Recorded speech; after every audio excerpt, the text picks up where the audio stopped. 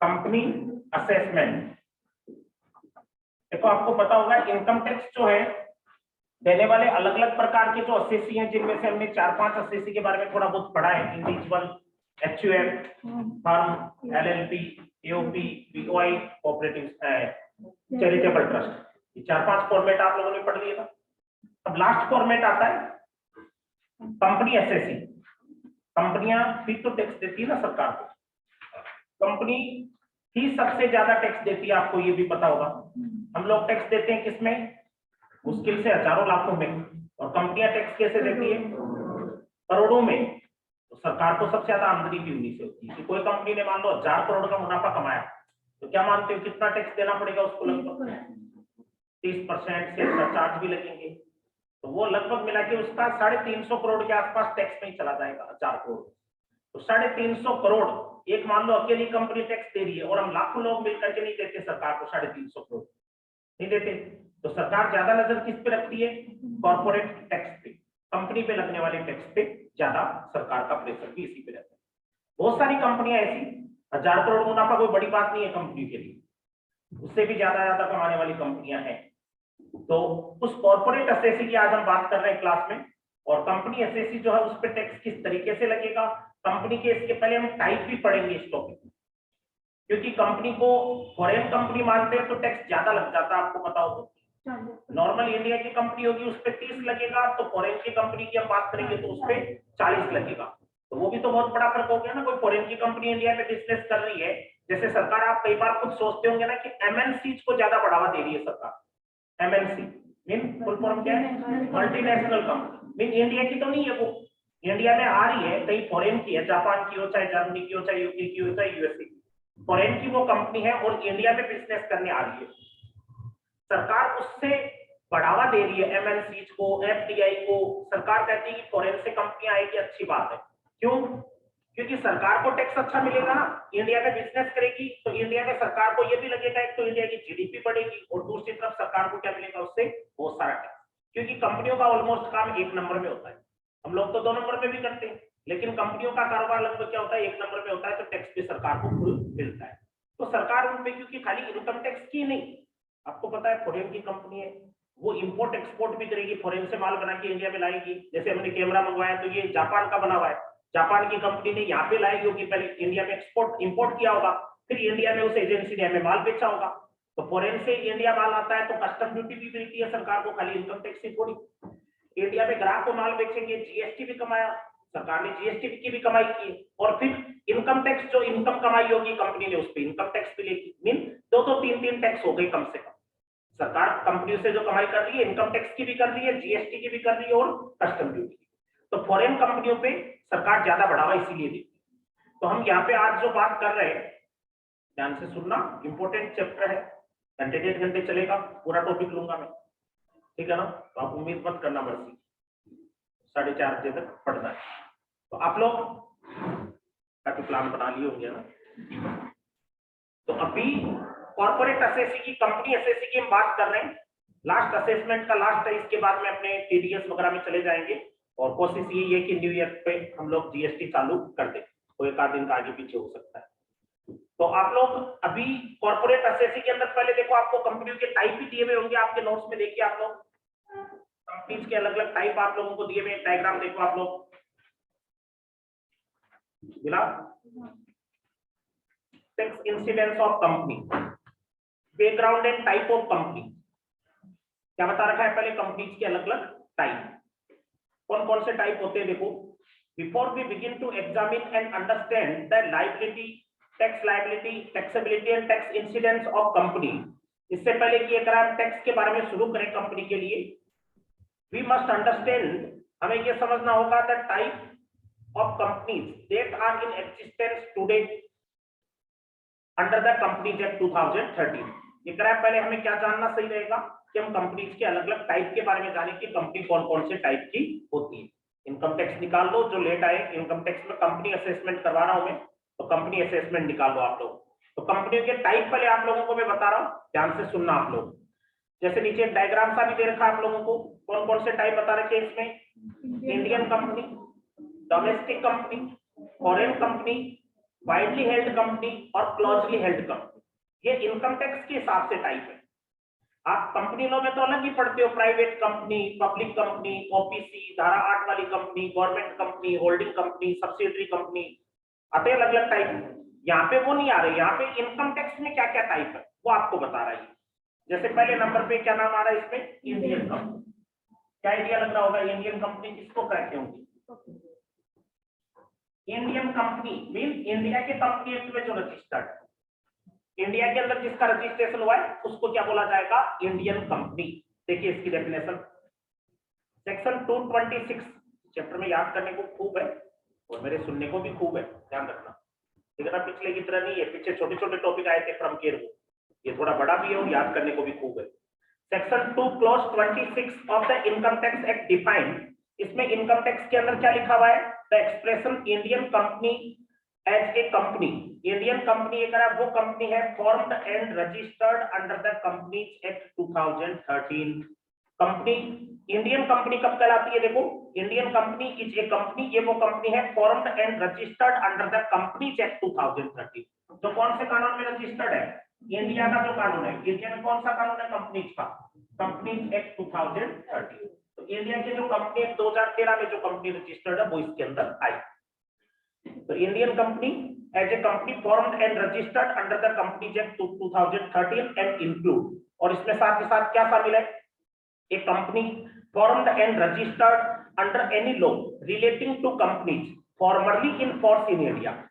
ये करा Indian company का मीन वो कंपनी होगी जो इंडिया के कंपनी एक्ट में रजिस्टर्ड है 2013 में। फिर नीचे क्या करा है? इंक्लूड, इसमें शामिल है वो कंपनी भी फॉर्म्ड एंड रजिस्टर्ड, जो फॉर्म्ड एंड रजिस्टर्ड बनाई गई है अंडर द कंपनी लॉ, जो कंपनीज एक्ट में बनाई गई है, any law relating to companies, जो कंपनी एक्ट से बनाई गई है, फॉर्मरली इन फोर्स, जो कानून पहले फोर्स में था। फॉर्मरली इन फोर्स का मीन पहले जो कानून एप्लीकेबल था इन इंडिया। इंडिया में पहले कौन सा कानून था? कंपनी एक्ट, ये तो अभी आया है, इसके पहले कानून पुराना वाला भी तो था ना 1956 का, उसके पहले भी था 1913 का, तो उनमें कोई पुरानी कंपनी एक्ट में जो बनी हुई है। या कोई corporation, any corporation established bye और अंडर एनी सेंट्रल, स्टेट और प्रोविंशियल एक्ट, या कोई कॉर्पोरेशन भी इसमें शामिल होगी जो एस्टैब्लिश की गई है बाय और अंडर ये सेंट्रल, या तो केंद्रीय सरकार या स्टेट राज्य सरकार या प्रोविंशियल प्रांतीय एक्ट के तहत, कानून के तहत, जो सरकारी कोई कानून के तहत जो कंपनी बनाई गई है। जैसे सरकार की गई कंपनी है LIC है, तो LIC का अलग से कानून बना हुआ है। सरकार ने कोल इंडिया है तो उसका अलग से कानून बना रखा है। SBI बैंक बनाई है उसका अलग से कानून बना रखा है। रोडवेज कंपनी है उसका अलग से कानून, वो कंपनी एक्ट में नहीं है, उनके लिए अलग से कानून बना रखा है सरकारी कंपनी है कुछ उनके लिए, तो वो कॉर्पोरेशन भी शामिल है। तो इंडियन कंपनी की डेफिनेशन क्या हुई भाई? इंडियन कंपनी या तो कंपनी 2013 में रजिस्टर्ड होती है, या कौन से कंपनी एक्ट में रजिस्टर्ड होती है? कंपनी एक्ट 1956 या उससे भी पहले का, जैसे 1930। या फिर तीसरी कौन सी आती है इसके अंदर? वो कंपनी जो कोई स्पेशल एक्ट में बनी हुई है, स्पेशल एक्ट ऑफ पार्लियामेंट, जिसको सेंट्रल एक्ट बोल सकते हैं, स्पेशल एक्ट ऑफ सेंट्रल और स्टेट और प्रोविंशियल गवर्नमेंट, जो सरकार का कोई विशेष कानून में बनी हुई कंपनी है या कंपनी एक्ट में बनी हुई कंपनी है इंडिया में, उसे बोला जाएगा इंडियन कंपनी। ऑनलाइन वाले सुन रहे हो क्या? खाली चालू करके छोड़ा है? जाग रहे हो क्या? अरे मत है क्या? मूड खराब है? डोमेस्टिक कंपनी क्लास क्यों खराब करे वो बताओ ना। मैं खुद बाकी आया, वरना वही एग्जाम सेंटर पे ड्यूटी थी, वहीं बैठ जाता मैं 3 घंटे, इतनी दूर आया हूँ, वापस जाऊंगा। तो आप लोगों को क्योंकि कुछ पढ़ता है भाई, नहीं पढ़ना तेरे तो ऐसे लग रहा है आज जबरदस्ती बस सर। डोमेस्टिक कंपनी, अगली कंपनी देखो, इनमें भी थोड़ा फर्क है। एक इंडियन कंपनी वर्ड बोला है और दूसरा वर्ड कौन सा बोल रहा है? ये डोमेस्टिक कंपनी। इनकम टैक्स में मैं आपको बात करूं तो डोमेस्टिक कंपनी पे आगे बताया जाता है कि रेट है इनकम टैक्स की 30। इंडियन कंपनी पे नहीं बोला जाता, किस पे बोला जाता है? डोमेस्टिक। हिंदी में क्या बोलते होंगे डोमेस्टिक कंपनी को? घरेलू कंपनी। अब ये क्या होती है वो देखना आप, domestic company. Section 2 clause 22A of income tax act, हम कंपनी असेसमेंट में चल रहे हैं, कंपनी की मैं डेफिनेशन बता रहा हूं अलग अलग। तो डोमेस्टिक कंपनी की डेफिनेशन आ रही है। डोमेस्टिक कंपनी सेक्शन 222A में बताई गई है, define domestic company means as an Indian company. Domestic company में एक तो कौन आएगी? ये कराए इंडियन कंपनी, जो इंडियन कंपनी आपने ऊपर पढ़ी थी ना, ये डोमेस्टिक होती है सारी की सारी। तो या तो इंडियन कंपनी या फिर कौन सी आ सकती है 2 नंबर पे देखिए, इंडियन कंपनी और any other company. Any other company कौन सी हो गई भाई? ये तो इंडियन कंपनी तो आप समझ गए कि ऊपर वाली कंपनी आ गई डोमेस्टिक में, तो एनी अदर कौन सी हो गई? जो इंडिया के बाहर के कोई कानून में बनी हुई है, इसका मतलब वही तो हो गई भाई। डोमेस्टिक कंपनी में ये क्या है, सबसे पहले तो क्या आ गया इंडियन कंपनी, और करके दूसरी कंपनियां भी कोई सी आ सकती है जो बनी हुई फॉरेन में है। इंडियन कंपनी तो इंडिया में बनी हुई होती है, आपने पढ़ा ऊपर। तो इंडियन कंपनी के बाद अब डोमेस्टिक कंपनी की डेफिनेशन में करा है कि डोमेस्टिक कंपनी में इंडियन कंपनी आ जाएगी और कौन आ जाएगी, any other company which in respect of its income liable to tax under the income tax act has made the prescribed arrangement to the declaration and payment within India of the dividend payable out of such income। एक देखो बड़ी बात आती है, लंबी बात आती है। दूसरा ये कह रहा है अदर कंपनीज भी शामिल होगी। अदर कंपनीज का मतलब फॉरेन की कई कंपनियां जो एमएनसीज होती है ना, जो इंडिया में कारोबार कर रही है, इंडिया में इनकम कमा रही है, जिसपे इंडिया में टैक्स देना है, उस इनकम में से अगर डिविडेंड चुकाने की व्यवस्था सारी इंडिया में अगर उन्होंने की है, जो इनकम इंडिया में कमाई है उसमें से डिविडेंड चुकाना, उसकी अरेंजमेंट करना, उसका पेमेंट करना, वो सारा काम अगर इंडिया में कर दिया तो वो अदर कंपनी भी क्या बन जाएगी, डोमेस्टिक। देखिए कैसे, पढ़ो वापस। हम बात कर रहे हैं डोमेस्टिक कंपनी की। डोमेस्टिक कंपनी में ये कह रहा है इंडियन कंपनी आ जाती है। पहले आपको इंडियन कंपनी का मतलब पता होना चाहिए। इंडियन कंपनी जो कंपनी एक्ट में रजिस्टर्ड है या पुराने कंपनी एक्ट में रजिस्टर्ड है या फिर स्पेशल कोई पार्लियामेंट का कानून या स्टेट गवर्नमेंट का कानून है उसमें रजिस्टर्ड है, तो ये तो होगी इंडियन कंपनी। अब डोमेस्टिक कंपनी को किसको कहेंगे? या तो इंडियन कंपनी है वो डोमेस्टिक होती है, इंडियन कंपनी तो होती है, उसको तो और कोई शर्त पूरी करनी नहीं है। और अदर कंपनी का मीन क्या हो गया, जो बाकी फॉरेन की कंपनियां हैं वो भी डोमेस्टिक बन सकती है। कब?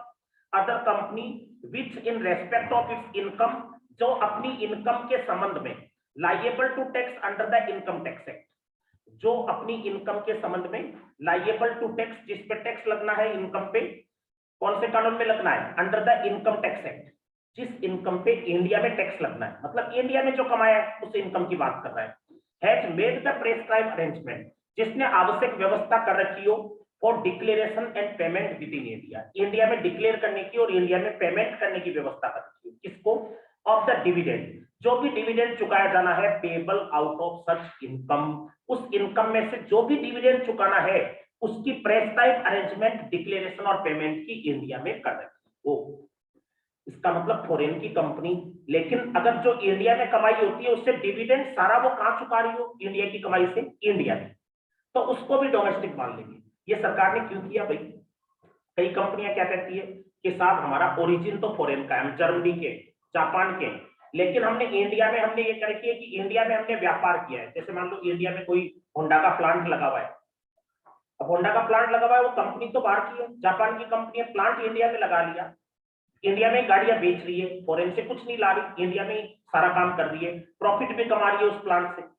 कंपनी फॉरेन की, प्लांट इंडिया में, बिक्री इंडिया में, शोरूम इंडिया में, बिक्री मुनाफा सब इंडिया में, और उसमें से अगर डिविडेंड जो चुकाना है वो सारा अगर इंडिया में दे रही है शेयर होल्डर, तो इसका मतलब उस कंपनी की कमाई इंडिया में रह गई कि नहीं रह गई? इंडिया से जो कमाया उसकी कमाई हुई, उसमें से डिविडेंड दिया, वो कहां दिया?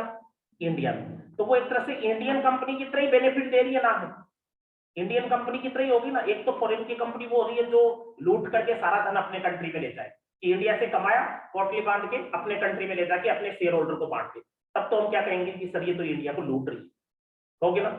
एक कई कंपनियां क्या करती है, वो कहती है कि साहब जो भी हमारा इंडिया में मुनाफा हो रहा है उससे जो भी डिविडेंड हम देंगे वो सारा इंडिया में देंगे, मतलब फॉरेन का कोई किसी को भी नहीं। तो वो तो इंडिया की कंपनी की तरह हमें बिहेव कर रही है ना।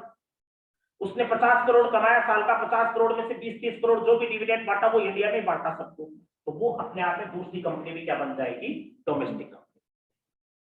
Domestic company means Indian company और any other company which in respect of its income taxable under the income tax act of India, जो वो इनकम जो इंडिया में टैक्सेबल है उसके संदर्भ में हैज मेड प्रेस्क्राइब्ड अरेंजमेंट, जिसने आवश्यक व्यवस्थाएं कर रखी है। किसकी व्यवस्था? डिविडेंड को चुकाने की, उसको डिक्लेयर करने की, ये दोनों व्यवस्थाएं कर रखी है जो भी उस इनकम में से डिविडेंड दिया जाना है उसको चुकाने की व्यवस्था कहां कर रखी है? इन इंडिया, इंडिया में कर रखी है, विद इन इंडिया कर रखी है। थोड़ा सा मुश्किल है, याद करो इस नियम को। तो डोमेस्टिक कंपनी में दो कंपनी आता है कि आपको याद करना है, सुनाना है कल। डोमेस्टिक कंपनी में एक तो कौन आ जाएगी? Indian company. और दूसरा पॉइंट क्या बोलना है? Other company which in respect of income taxable under the income tax act, वो इनकम जो इनकम टैक्स के दायरे में आ रही है इंडिया के में, हैज मेड प्रेस्क्राइब अरेंजमेंट, उसने आवश्यक व्यवस्था कर रखी है। किस चीज की? Declaration and payment of dividend, dividend को चुकाने की और उसको डिक्लेयर करने की व्यवस्था कर रखी है इंडिया में। किसमें से? आउट ऑफ सच इनकम, उस इनकम जो उसने इंडिया में कमाई है उस इनकम से। तो उसको क्या बोलेंगे फिर? उसको भी डोमेस्टिक कंपनी बोलेंगे। सरकार उससे कम टैक्स लेगी, बात सीधी सी है। डोमेस्टिक हो गई तो 30 ही लगेगा ना, और अगर उसको फॉरेन के मान दे तो कितना लगता? 40। कई तो जानबूझ के ऐसी कंपनियां बना लेते हैं कि इंडिया के, मान लो कुछ लोगों ने मिलकर के मॉरिशस में कंपनी बना ली। मॉरिशस दूसरा कंट्री, सिंगापुर, मॉरिशस, और वो सारे शेयर होल्डर सारे इंडिया के, व्यापार भी सारा इंडिया में हो रहा है या फॉरेन में भी हो रहा होगा। तो इंडिया में जो व्यापार हो रहा है, इंडिया में प्रॉफिट भी होगा, शेयर होल्डर को डिविडेंड भी बांटा जाएगा। अब शेयर होल्डर सारे इंडिया की, तो सारा डिविडेंड रहेगा तो इंडिया में। अब रजिस्टर्ड वो फॉरेन में होने से क्या होगा? डिविडेंड की कमाई सारी किसको होती है? इंडिया के लोगों को। तो वो अपने आप में क्या कहलाएगी? Domestic company. बहुत सारी कंपनियां हैं जो लोग फॉरेन में बनाते हैं। ये जो बड़े लोग होते हैं उनको एक चाव होता है, यूके में कंपनी बना ली, सिंगापुर में बना ली, मॉरिशस में बना ली, ऑस्ट्रेलिया में बना ली। जैसे मान लो चिल्ली कॉर्पोरेशन, नाम सुना आपने कंपनी का? शाहरुख खान की है, उसकी वाइफ जो ना गौरी खान ऐसे कुछ नाम है। तो चिल्ली कॉर्पोरेशन वो उन्होंने मॉरिशस में बना रखी है। शेयर होल्डर जो है घर के लोग ही हैं, 3 4 5 लोग, जो भी वो इनकी बॉलीवुड की मूवीज वगैरह ये बनाते हैं, सीरियल है, मूवी है। अब वो कंपनी वहां मॉरिशस में बना के फिर काम सारा कहाँ है? लगभग इंडिया में। इंडिया के बाहर भी होगा क्योंकि कई जगह ये अपने मूवीज वगैरह तो सब जगह रिलीज होती है और होती। तो वो जो मुनाफा होगा शेयर होल्डर कहाँ के? इंडिया के। बटेगा किसमें वो डिविडेंड? सारा इंडिया में बटेगा। नाम जरूर फॉरेन का है कि रजिस्टर्ड का है, वो फॉरेन में रजिस्टर्ड, तो फॉरेन में, लेकिन रियल में देखा जाए तो सारा मुनाफा इंडिया में रह गया ना। तो वो कंपनी कौन सी मानी जाएगी? अदर कंपनी की कैटेगरी में आके क्या बन जाएगी? डोमेस्टिक। क्लियर? नीचे देखिए, इसको एक्सप्लेन और भी कर रखा है, ये चीज काफी एक्सप्लेन मिल जाएगी आपको। फ्रॉम दिस डेफिनेशन, इस डेफिनेशन से इट इज क्लियर, ये आपको एक बात क्लियर हो जानी चाहिए। देख, Indian companies are domestic company. Indian company तो डोमेस्टिक होती है। इंडियन कौन सी होगी? जो इंडिया में रजिस्टर्ड है, ऊपर पढ़ा था आपने, तो वो तो डोमेस्टिक होती है इंडियन कंपनी। तो all Indian company are domestic company, while all domestic company need not necessarily be Indian company। लेकिन ये स्टेटमेंट क्या बना रहा है? all Indian company are domestic, क्योंकि डोमेस्टिक सब ज्यादा विस्तृत हो गया ना, डोमेस्टिक ज्यादा वाइड हो गया। डोमेस्टिक में कौन शामिल है? इंडियन भी, और कुछ कौन से शामिल हो जाएगी? अदर फॉरेन वाली भी आ जाएगी जो इंडिया में अपना डिविडेंड वगैरह पे करती है। तो इंडियन कंपनी डोमेस्टिक का एक पार्ट हो गई कि नहीं होगी? तो ये लाइन बोल रहा है कि all Indian company are domestic but all domestic company are not Indian। It is true or false? True है कि नहीं है? क्यों? all domestic are why not Indian? सारी डोमेस्टिक इंडियन क्यों नहीं है? क्योंकि डोमेस्टिक में तो कुछ फॉरेन की भी आ जाएगी सर, तो फॉरेन वाली आ जाएगी, उनको कहाँ कहेंगे इंडियन? इंडियन में तो खाली इंडिया में रजिस्टर्ड है वो ही आती। तो सारी इंडियन कंपनी डोमेस्टिक है, लेकिन सारी डोमेस्टिक क्या नहीं मानी जा सकती? इंडियन नहीं मानी जा सकती। तो from the definition it is clear that all Indian company are domestic, while all domestic company need not to be Indian। In other words, a non-Indian company, non-Indian किसको बोलेंगे? Non-Indian, foreign हो गया ना। एक non-Indian company mean foreign company would be considered as domestic company।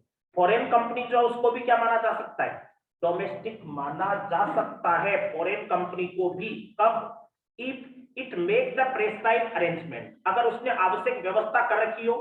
किसकी व्यवस्था कर रखी हो? Declaration and payment of dividend in India. क्या चीज की व्यवस्था कर रखी हो? अगर फॉरेन कंपनी ने इंडिया में डिविडेंड को पे करने की व्यवस्था कर रखी हो, on which tax is deductible under section 194, जिस पे इंडिया में टैक्स लगना है ना इनकम पे, उस पे डिविडेंड चुकाने की व्यवस्था भी कहां कर रखी हो? इंडिया।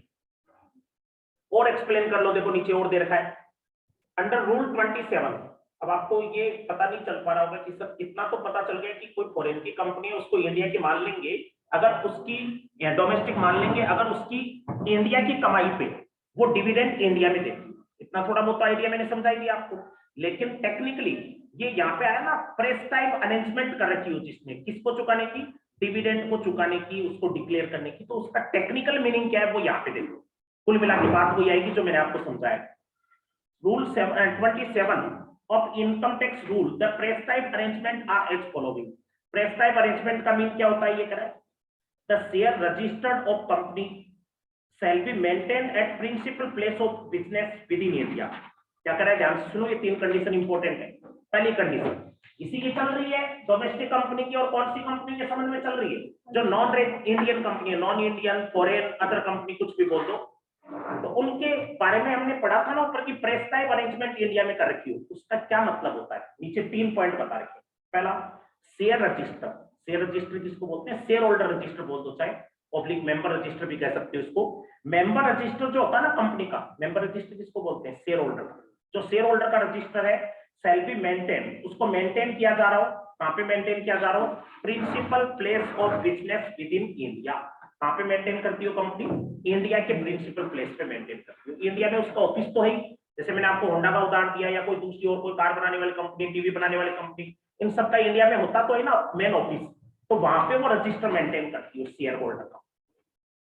इसका मतलब जैसे मैंने आपको शाहरुख खान की कंपनी का उदाहरण दिया, ऐसे बहुत सारी हैं कंपनियां जो फॉरेन में है, लेकिन रजिस्टर सारा कामकाज कहां पड़ा उनका, इंडिया में पड़ा। क्योंकि शेयर होल्डर भी इंडिया के हैं, तो फॉरेन में रजिस्टर रख के करेंगे क्या, तो शेयर होल्डर का रजिस्टर कहां पड़ा रहता हो, इंडिया में। सेकंड कंडीशन क्या है, general meeting for passing the accounts declaring dividend shall be held at a place within India. दूसरी चीज क्या कर रहा है, जनरल मीटिंग, एजीएम सुना होगा आप लोगों ने नाम, एजीएम जनरल मीटिंग, वार्षिक सभा। एजीएम जो है फॉर पासिंग द अकाउंट्स पास करने वाली, जिसमें फाइनल अकाउंट पास किए गए एजीएम में, डिक्लेयरिंग डिविडेंड, जिसमें डिविडेंड भी डिक्लेयर किया गया, शैल बी हेल्ड, वो अगर कहां हो रही हो meeting, shell be held at a place, वो एक ऐसी जगह हो रही हो विद इन इंडिया, जो कहां पे, इंडिया में। जनरल मीटिंग जो हो रही है जिसमें डिविडेंड डिक्लेयर करेगी कंपनी, वो मीटिंग भी कहां हो रही हो, इंडिया में। देखो नाम ये अदर कंपनी है तो फॉरेन की, मैंने आपको कहा था ना मॉरिशस की है या जापान की है, लेकिन वो कंपनी का सारा काम ही यहाँ हो रहा है, शेयर होल्डर का रजिस्टर इंडिया में पड़ा है, ये बहुत बड़ी बात है। एजीएम कहां हो रही है उस कंपनी की साधारण सभा भी, फॉरेन कंपनी की इंडिया में हो रही है। कायदे से फॉरेन कंपनी की उसी कंट्री में होनी चाहिए, लेकिन ये करा इंडिया में अगर हो रही हो। और तीसरा, dividend declared if any shall be payable. Dividend declared, जो डिविडेंड दिया जाएगा ना, shall be payable only within India, वो केवल किसके अंदर दिया जाएगा, only within India, India के अंदर ही दिया जाएगा dividend to all shareholder. Shareholder को डिविडेंड भी कहां दिया जाएगा, सबको इंडिया में। मतलब उस इनकम में से कोई भी डिविडेंड फॉरेन के आदमी को नहीं देगा, सारा डिविडेंड कहां पे हो रहा है, इंडिया के अंदर। इसका मतलब इंडिया की कमाई बाहर नहीं जा रही, वो इंडिया की कमाई कहां रह गई, इंडिया में रह गई, या तो कंपनी के पास रह जाएगी या डिविडेंड कंपनी शेयर होल्डर को दे देगी। तो 3 बातें आ गई रूल 27 में, सुनूंगा मैं कल बातें तीनों, कि prescribe arrangement in respect of other company means, prescribe arrangement किसको बोलेंगे, तो क्या बोलोगे प्रेस्क्राइब अरेंजमेंट मीन, पहला shareholder register is maintain at the principal office in India. Second, general meeting of the company for passing accounts and dividend declaration has been held in India. And third, dividend payable out of such income is paid within India to all share. तो ये foreign की company होते हुए भी क्या बन गई, फिर अदर कंपनी डोमेस्टिक बन गई, ठीक है ना। तो डोमेस्टिक कंपनी में 2 टाइप की कंपनियां आ गई, एक तो इंडियन कंपनी और दूसरी कौन सी आ गई, अदर कंपनी। अदर कंपनी वो जो इंडिया की नहीं है, फिर भी इंडिया के अंदर इनकम में से इंडिया में टैक्स डिविडेंड चुकाने के लिए अरेंजमेंट करे। बोलो कोई डाउट हो तो। सर सेकंड पॉइंट टेबल दोबारा रिपीट कीजिए। सेकंड पॉइंट था general meeting for passing the accounts declaring dividend shall be held within at a place within India. कि डिविडेंड जो डिक्लेयर करने के लिए जनरल मीटिंग हो रही है, कंपनी डिविडेंड जो चुकाती है शेयर होल्डर को, वो जनरल मीटिंग में चुकाती है साधारण सभा में, और वो मीटिंग भी कहां हो रही हो, at a place within India, India के अंदर कोई। अब आगे आ रहा है वर्ड, देखिए फॉरेन कंपनी। फॉरेन कंपनी किसको कहेंगे, ये तो डोमेस्टिक कंपनी की और इंडियन कंपनी की डेफिनेशन बता दी। फॉरेन कंपनी सीधा सा अपोजिट है, जो डोमेस्टिक कंपनी नहीं है वो सब क्या हो गई अब फॉरेन कंपनी।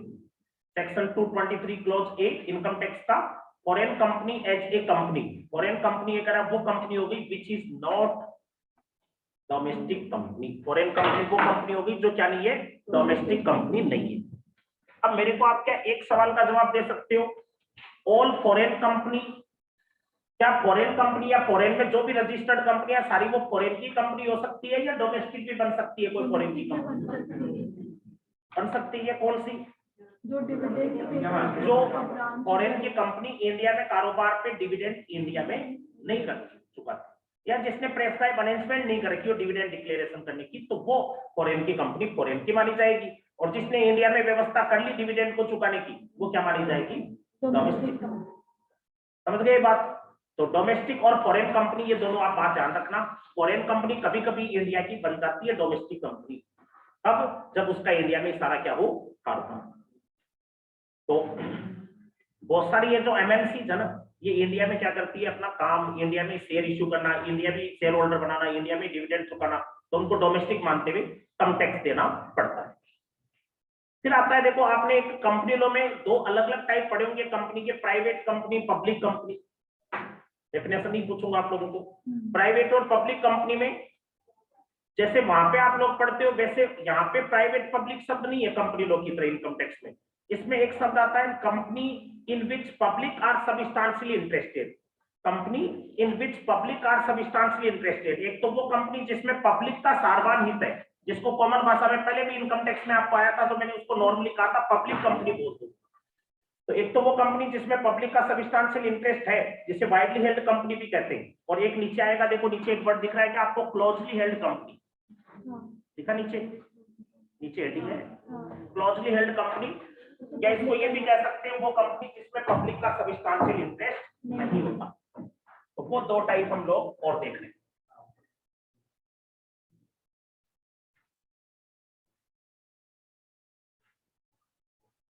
हाँ जी, तो देखिए पहले बात आ रही है publicly held company. Publicly held company या जिसको बोलते हैं company in which public are substantially interested, वो कंपनी जिसमें पब्लिक का इंटरेस्ट है। Company in which public are substantially interested, जिसमें पब्लिक का सार्वजनिक हित है। नॉर्मल भाषा में हम इनको पब्लिक कंपनी कह सकते हैं, लेकिन रियल में इनकी डेफिनेशन कुछ और है। क्या है वो डेफिनेशन? आप देखिए, company in which public are substantially interested, इसकी डेफिनेशन हम देख रहे हैं। Section 2 clause 18 of the income tax act, the expression company in which public are substantially interested, वो कंपनी जिसमें पब्लिक का सार्वजनिक हित होता है, मीन किसको बोलेंगे? देखो, a company is said to be one in which public are substantially interested। एक कंपनी को ये माना जाएगा कि उसमें पब्लिक का सबस्टेंशियल इंटरेस्ट है तब if it is a company, या तो वो कंपनी ऐसी हो in which not less than 40% of the share are held by government और आरबीआई, जिसमें कम से कम 40% शेयर किसके पास हो? गवर्नमेंट के पास। याद रखना, ये लिमिट अंडरलाइन कर लो, 40%, जिसमें कम से कम 40% शेयर किसके पास हो? 40% शेयर और मोर हेल्ड बाय गवर्नमेंट और गवर्नमेंट या आरबीआई के पास 40% या उससे ज्यादा share. Second, section 8 company. Section 8 company आप लोगों ने सुना है क्या? सेक्शन 8 कंपनी आप कंपनी लॉ में पढ़ोगे। सेक्शन 8 कंपनी होती है जो चैरिटी के लिए बनाई जाती है, तो उसको भी पब्लिकली हेल्ड कंपनी कहेंगे या पब्लिक का सबस्टेंशियल इंटरेस्ट मानेंगे। हम कंपनी के टाइप पढ़ रहे हैं, थ्योरेटिकल चल रहा है। तीसरा, एक company having no share capital, कोई कंपनी जिसमें शेयर कैपिटल हो ही नहीं। पॉसिबल है क्या ऐसा?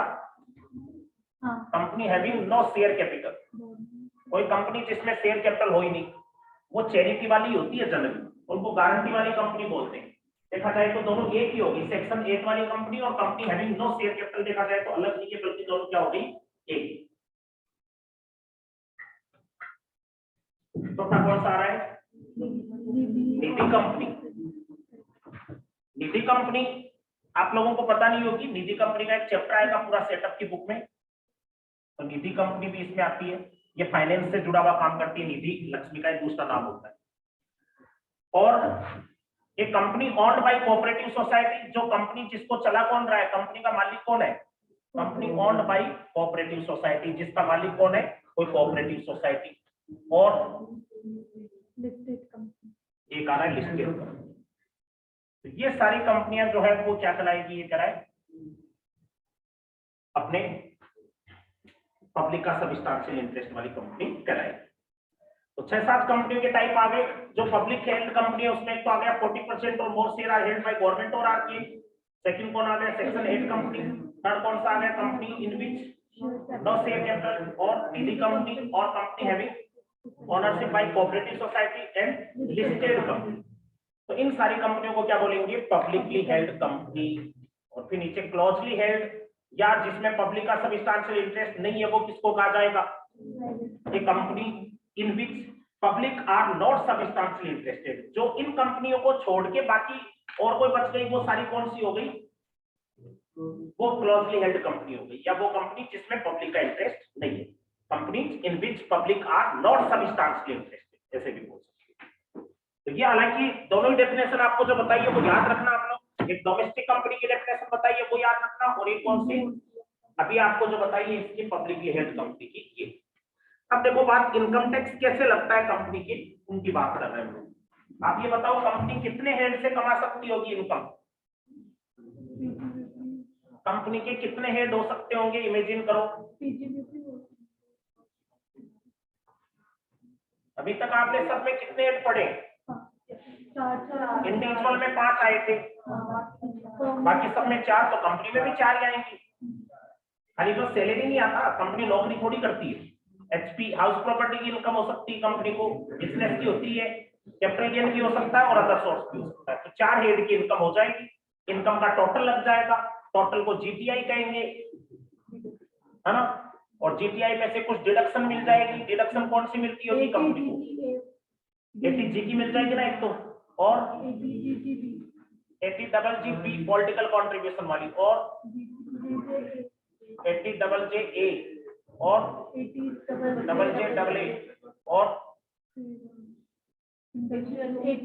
आई से लेकर के भी होती है कुछ आई तक।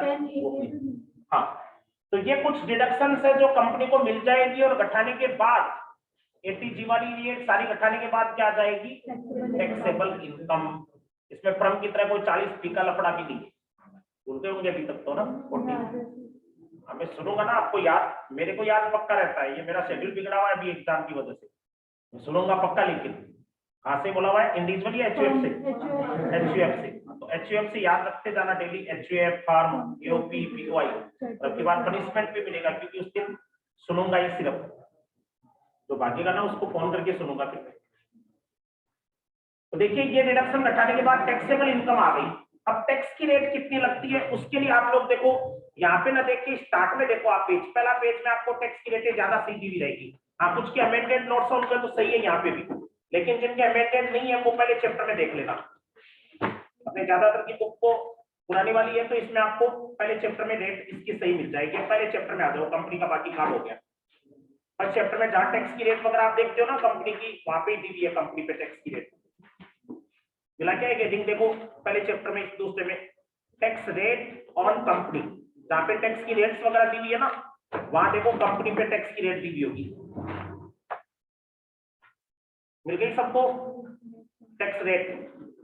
देखो 3 टाइप की कंपनियां बांटी हुई होगी। एक फॉरेन कंपनी, फॉरेन कंपनी अभी भी वर्ड पढ़ा है आपने, फॉरेन और डोमेस्टिक, और अदर डोमेस्टिक कंपनी, और एक कॉलम और बनाया हुआ होगा domestic company of which turnover is up to 400 crore in 18-19 को 19-20 करोड़, एक साल आगे खिसक जाएगा क्योंकि आपको 22-23 असेसमेंट ईयर बता रहा हूं मैं, ये 19-20 कर देगा। 19-20 में जिसका टर्नओवर कितने से कम हो 400 करोड़। तो अब चीजें चेंज हो रही है वो साथ साथ में करते जा रहे हैं चेंज। तो देखिए 3 टाइप की कंपनी हो गई। एक तो कौन सी हो गई शुरू के, दोनों ही डोमेस्टिक कंपनी की कॉलम है। डोमेस्टिक कंपनी 1 ये तो वो होती है जिसमें आपको डोमेस्टिक कंपनी का टर्नओवर भी दिया हुआ हो 19-20 का कितने से कम हो 400 करोड़ से। हालांकि अभी आपके पुराने सवालों की एक्सरसाइज है, उनमें आपको 400 की बजाय 19-20 की बजाय कौन से साल का दिया हो सकता है, 18-19 का, तो वो तो कोई फर्क नहीं पड़ता भाई, अभी साल के हिसाब से किताबें थोड़ी चेंज हो गई, अभी तो हम ही चेंज कर रहे हैं। तो टर्नओवर जिसका 400 करोड़ से कम हो उस पे तो रेट टैक्स की कितनी लगेगी, देखो आपको टैक्स रेट भी दी हुई होगी, टैक्स रेट इन पे तो लगेगी 25%। जो 400 करोड़ से जिनकी बिक्री ज्यादा है, टर्नओवर बिक्री को बोलते हैं, प्रॉफिट को नहीं, टर्नओवर जिनकी 400 करोड़ से ज्यादा, उनको टैक्स कितना देना पड़ेगा, 30, और फॉरेन कंपनी को टैक्स कितना देना पड़ेगा, 40। देखो आपको कई बार इतना ही लिखा हुआ आता है XYZ लिमिटेड, अब उसको फॉरेन की मानोगे या इंडिया की, इंडिया। फॉरेन की होगी तो साफ साफ ऐसे लिखा हुआ आएगा XYZ incorporation which is registered in USA London, ऐसे नाम देगा बाहर का, तो वो तो कौन सी हो जाएगी, फॉरेन की। और अदरवाइज आप कौन सी मानना उसको, डोमेस्टिक, वो भी कौन सी, अदर। लेकिन अगर आपको ये भी कह दे कि ये फलानी डोमेस्टिक कंपनी है और इसका 18-19 का टर्नओवर इतना 360 करोड़ था, 400 करोड़ था, 300 करोड़ था, यानी 400 तक देते हुए, तो फिर इस कैटेगरी में डालना कितने परसेंट रेट लगेगी, 25। तो टैक्स की रेट है 25, 30 और 40। डोमेस्टिक कंपनी आपको ध्यान रखना, कई जनों के क्या ये कंफ्यूजन रहता है कि सिर्फ 25 कब लगाएंगे, 30 कब लगाएंगे। आपको केवल कंपनी का नाम दिया हुआ XYZ लिमिटेड, कितना लगाओ, क्या नाम है, 400 करोड़ से कम है या टर्नओवर ज्यादा, हाँ ज्यादा, भाई इसमें अदर में डाल दो और कितना करेंगे, 30। और अगर ये बोलते क्लियर कि डोमेस्टिक कंपनी उसका टर्नओवर इतना इतना करोड़ है, तो फिर 400 करोड़ से कम लगे तो आप कितना लगा देना, 25%। इसमें कोई स्लैब रेट नहीं लगती है कंपनी में, ठीक है ना, फ्रम में भी नहीं लगती थी ना, फ्रम में भी कल 30% फिक्स पड़ा था, इसमें स्लैब रेट इसमें भी नहीं लगती, इसमें लाख रुपया भी कंपनी कमा रही है तो भी 25-30% ये टैक्स देना ही पड़ेगा। इसके अलावा सरचार्ज दिया हुआ होगा आपको, एक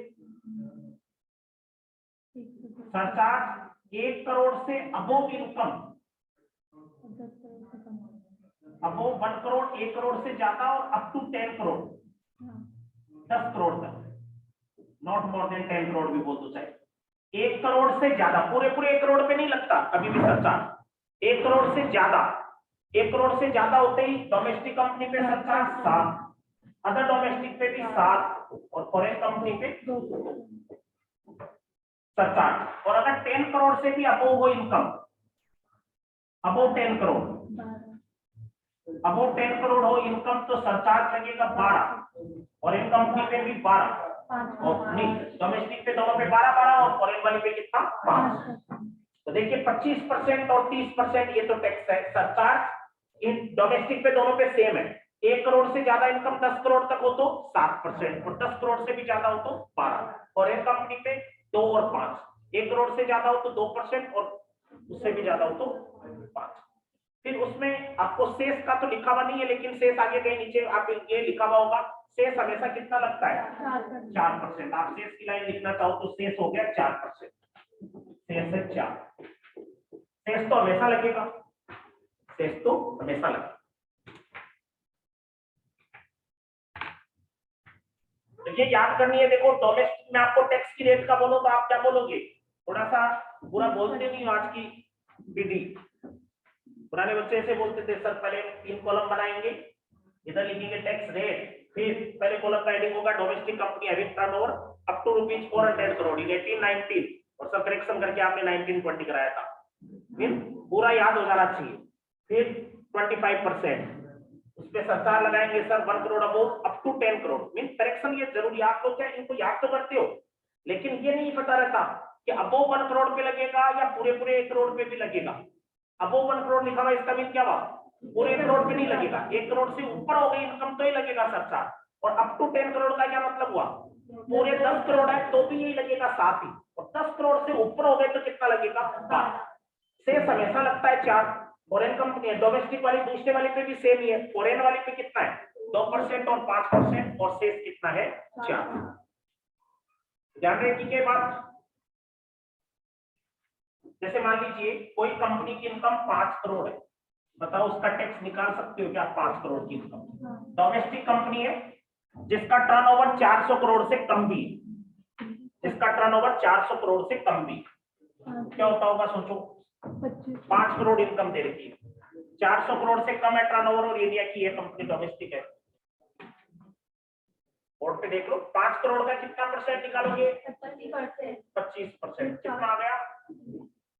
12 लाख। 1 करोड़ 25 लाख, जिसको 125 लाख बोल देता हूं मैं। ये देखो करोड़ों में दिए हुए होते हैं ना, इनको लाखों में बदल लिया करो, ज्यादा आसान रहता है। जैसे 5 करोड़ है, इसका मतलब क्या हो गया? 500 लाख बोल सकते हो ना। 1 करोड़ में 100 लाख होते हैं। कमाओगे तो अपने आप को समझ में आ जाएगी। हो सकता है करोड़ों में कमाओ आप में से कई जने। 500 लाख का 25% कितना हो गया? 125 लाख। अब इसमें सरचार्ज लगेगा क्या? पहले टैक्स निकलता है, फिर सरचार्ज, फिर सेस। सरचार्ज 5 करोड़ पे लगेगा डोमेस्टिक पे, कितना? 1 करोड़ से ऊपर होते 7%। तो सरचार्ज जोड़ेंगे इस टैक्स का 125 लाख का। 125 लाख का 7%, 8,75,000 का। अब 8.75 ही लिखना होगा, लाखों में चल रहा है अपना हिसाब। 8.75। अब टोटल करो इनका 133.75। अब शेष जोड़ो, ये सरचार्ज था, ये टैक्स था, और अब शेष 4%। इन दोनों का टोटल करके निकाला करो। 133 का 4%, 5.35। फिर टोटल 139.10। ये ज्यादातर लाखों में मिलेगी। कंपनी की इनकम लाखों करोड़ों में मिलेगा, हिसाब हजारों में नहीं मिलेगी। ठीक है। लॉस हो गया हो तो कोई टैक्स नहीं लगेगा। लॉस किसी भी एसएससी को हो जाता है, टैक्स नहीं लगता। लेकिन प्रॉफिट हुआ है तो 5 करोड़ पे लगेगा। ये 5 करोड़ की बजाय 50 लाख का प्रॉफिट हुआ होता तो कंपनी अगर डोमेस्टिक है सिर्फ अदर में, ये नहीं है, 50 लाख का प्रॉफिट क्या करते? 50 लाख का 30% ले लेते। 25 नहीं लेते, 25 तो आपको टर्नओवर दिया हुआ होता तो लेते। 50 लाख का 30% कितना हो गया? 15 लाख। सरचार्ज कितना लगेगा? नहीं लगेगा। 50 लाख की इनकम में नहीं लगता, 1 करोड़ से ऊपर होती तो लगता। सिर्फ 4% जोड़ो 15 लाख का, 60,000 को 0.60 बोलेंगे। कितना आ गया? 15.60। ठीक है। 10 करोड़ से ज्यादा इनकम में भी निकाल सकते हो क्या? 10 करोड़ से ज्यादा हो तो शेष सरचार्ज कितना लगा देना? 12%। फॉरेन कंपनी हो तो 5%। और इनकम आप बोलो, आपको अगर इच्छा हो तो उसमें निकलवा देता हूँ टैक्स। कौन सी कंपनी का निकलवाओ? फॉरेन कंपनी का टैक्स निकलवाए। मान लो 2 करोड़ इनकम है फॉरेन कंपनी की, बोलो 2 करोड़ पे 200 लाख की इनकम है। कोई XYZ कॉर्पोरेशन फॉरेन कंपनी आई है, फॉरेन कंपनी पे 40% टैक्स लगेगा। 80 लाख का टैक्स हो गया फॉरेन कंपनी पे। अगला बोल देना फॉरेन कंपनी, तो आप फॉरेन ही मानना। उसमें फिर ये मत ढूंढते जाना कि सर डिविडेंड पूछो, डिविडेंड कहाँ दिया है तुम्हें। क्या बुक बनाने वाले को पूछ के होंगे कि कहाँ दिया है? आपको फॉरेन कंपनी दे दिया तो फॉरेन ही मानना है। 200 का 40%, 80 सरचार्ज। फॉरेन कंपनी पे 2 और 5, 1 करोड़ से ऊपर होते 2, तो ये 2% के दायरे में आएगी। 1 करोड़ से ऊपर होती, क्योंकि 2 करोड़ इनकम है इसकी, तो 80 लाख का 2% 1.6 टोटल प्लस शेष 4%, 3.264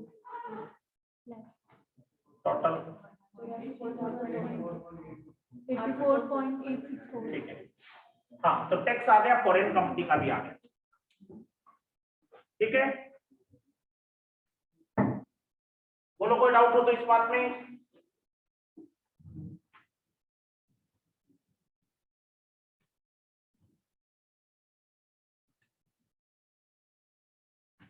याद कर लोगी क्या? कंपनी असेसमेंट के बाद तो पक्का सुनूंगा, कोई भी बिल्कुल भी चांस नहीं है कि आप लोगों को सुनूं नहीं। पढ़ते नहीं हो, मुझे पता है आप लोगों का। आपको तो बस जिस दिन नहीं सुनते ना उस दिन लगता है कि अब सर सुनेंगे नहीं, सर का वो चेंज हो गया आउटलुक हमारी।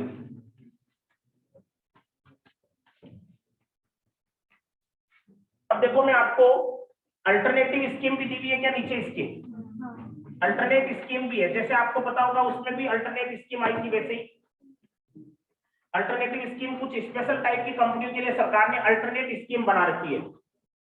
ये कोरोना के टाइम में सरकार ने क्या किया, सरकार ने सोचा कि व्यापार काफी जीडीपी माइनस में चली गई थी लास्ट ईयर, आपको पता हो तो कोरोना के टाइम में, तो सरकार ने अल्टरनेट स्कीमें साल के बीच में निकाली थी कि कंपनियों को कुछ रिलीफ मिले, क्योंकि कंपनी में सबसे ज्यादा उनमें भी तो नुकसान हुआ, कंपनियों को भी कोरोना की वजह से घाटा हुआ। तो tax rate for companies, cricket table है क्या नीचे अल्टरनेटिव की। Now companies have two different option, अब कंपनियों को दो अलग अलग ऑप्शन दिए गए for taxation from the assessment year 2021। दो असेसमेंट के अलग अलग ऑप्शन मिले, आप दोनों ऑप्शन के बारे में बात ध्यान दीजिए। सेक्शन के नंबर से इनको पहचान सकते हो, 115 बीएपी और एक बी, पहले देखो आपको मैन्युफैक्चरिंग पहले उल्टा कर रखा है, ठीक है, बी डबल कर रखा आपके सबके बी डबल है ना पहले, और 115 बी। हाँ, ये दो सेक्शन अल्टरनेटिव का मीन क्या होता है भाई, ये स्कीम अल्टरनेटिव है, आपको कोई टैक्स का सवाल देवे आपके क्या होगा, देखो अभी मैं एक अल्टरनेटिव और बताऊंगा इसके बाद, आप कहोगे कि सर कौन सी रेट लगाएं। देखो अभी जो बता रहा हूं, अभी पहले मैंने बताई अभी 3 रेट 25, 30, 40 लिखी थी ना, वो मेन रेट थी, आपको सवाल में कुछ नहीं दिया हो तो हमेशा उन्हीं रेट से करना चाहिए, कौन सी जो आपको बताई थी। लेकिन सवाल में अगर आपको बोल दे कि 115 B double A SSC opt करता है, या आपको बोल दे एसएससी कौन सी सेक्शन काम में लेता है 115 बीएपी, तो आपको फिर ये सेक्शन काम में लेगा, मीन ये स्पेशल है, ऑप्शनल है। अगर सवाल में बोले कि ये स्कीम काम में लेनी है तो आप ये काम में, अब मिलती किनको ये दोनों स्कीमें और किनको नहीं मिलती वो देखना। पहले वाला इसमें कंडीशंस क्या दे रखी है, when company must be set up and registered to qualify. पहला क्या दिया हुआ आपको पॉइंट कि कंपनी जो वो कब की सेट होनी चाहिए, कब की रजिस्टर्ड होनी चाहिए, कब की बनी हुई हो कंपनी। तो क्या कर रहा है ये 115 बी डबल ए के अंदर, तो क्या कर रहा है कि respective of the date of registration, set up and registration, in respective of the date, ये कह रहा है डेट से कोई फर्क नहीं पड़ेगा, रजिस्ट्रेशन की डेट कोई मायने नहीं रखेगी, रजिस्ट्रेशन डेट पहला पॉइंट जो ये कह रहा है, क्या रजिस्ट्रेशन डेट अपने में मायने रखती है क्या, नॉट यूजफुल, या एनी डेट कर सकते हो, एनी पीरियड या एनी डेट, कभी की भी बनी हुई हो कंपनी, नई पुरानी बहुत पुरानी कभी की भी बनी हुई। लेकिन 115 बीएपी दूसरे वाले में कह रहा है कंपनी कब की बनी हुई होनी चाहिए, 1/10/2019 एंड देयर आफ्टर, 1/10/2019 और उसके बाद की बनी हुई कंपनी होनी चाहिए, 1 अक्टूबर 2019 के बाद की, ठीक है। नेचर ऑफ एक्टिविटी, कंपनी किस प्रकार की हो, नेचर, कंपनी क्या काम करती हो, पहले में क्या लिखा हुआ है, एनी एक्टिविटी, कोई भी नेचर, कोई भी एक्टिविटी, कोई ट्रेडिंग कंपनी हो, कोई सर्विस सेक्टर की कंपनी हो, कोई सॉफ्टवेयर बनाने वाली हो, कोई टेक्सटाइल की हो, कोई भी टाइप की कंपनी हो। जबकि दूसरे वाले में सेक्शन में ये अल्टरनेटिव स्कीम में कौन सी होनी चाहिए, वो न्यू मैन्युफैक्चरिंग एक्टिविटी या न्यू मैन्युफैक्चरिंग कंपनी। ये कंपनी कौन सी होनी चाहिए, इस सेक्शन के दायरे में कौन सी आएगी, सिर्फ जो मैन्युफैक्चरिंग का काम करती हो, जो कोई ना कोई चीज को बनाती है, मैन्युफैक्चरिंग, और वो भी न्यू होनी चाहिए, कब की बनी हुई हो, 1/10/19 के बाद। इफेक्टिव टैक्स रेट, इनको टैक्स कितना देना पड़ेगा, ऑप्शनल स्कीम में टैक्स कम ही लगेगा इन पे। इफेक्टिव टैक्स रेट, इन पे टैक्स 22% बोला होगा, प्लस सेस 10% टाइप में, और सरचार्ज 4%, तो टोटल ज्यादा से ज्यादा कितनी लग सकती है, 25.17।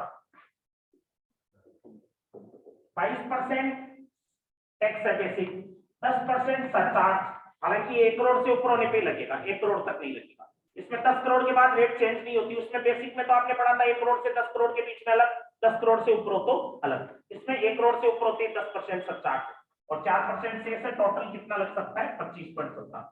और ये जो मैन्युफैक्चरिंग वाली, इस पे 15% दिया होगा, प्लस 10% प्लस 4%, कितना हो गया 17.16, ये 17.16% हो सकता है। लर्न करना पड़ेगा, देखो आप लोग कई जने बार बार पूछते रहते हो सर ये याद नहीं हो रही है, वो नहीं हो रही, वो एकदम से अच्छे से कंसंट्रेट करके इनको पढ़ा करो, याद होती है, क्यों नहीं होती है सारी चीजें, बस आप लोगों को अगर ज्यादा ही हो तो अलग अलग इनको जोड़ के देख लिया करो कि 22 में 10% जोड़ा 24.2 आ जाएगा, 24.2 का 4% जोड़ोगे तो कितना आ जाएगा 25.17। और फॉरेन कंपनी वो 115 बीएपी वाली मैन्युफैक्चरिंग वाली की रेट कितनी है 15 प्लस, तो ये बहुत कम हो गई ना। सोचो नॉर्मल स्कीम में रेट कितनी थी 30, 25 या 30 थी, इनमें कितनी कितनी लग रही है, समझे? 7 तो उसमें भी था, 7 12, तो कुल मिला के फायदे का सौदा ही है ना ये। लेकिन बहुत सारी कंडीशंस भी हैं। एग्जम्पशन फ्रॉम मेट, एक आपको मेट स्कीम बताऊंगा अभी बस, तो वो मेट भी लगेगा क्या इन पे? तो ये कह रहा है मेट से एग्जम्पशन या मेट लगेगा या नहीं लगेगा, तो ये कह रहा है मेट से एग्जम्पशन है, मतलब मेट के नियम नहीं लगेंगे जो अभी आगे आपके आएगा। और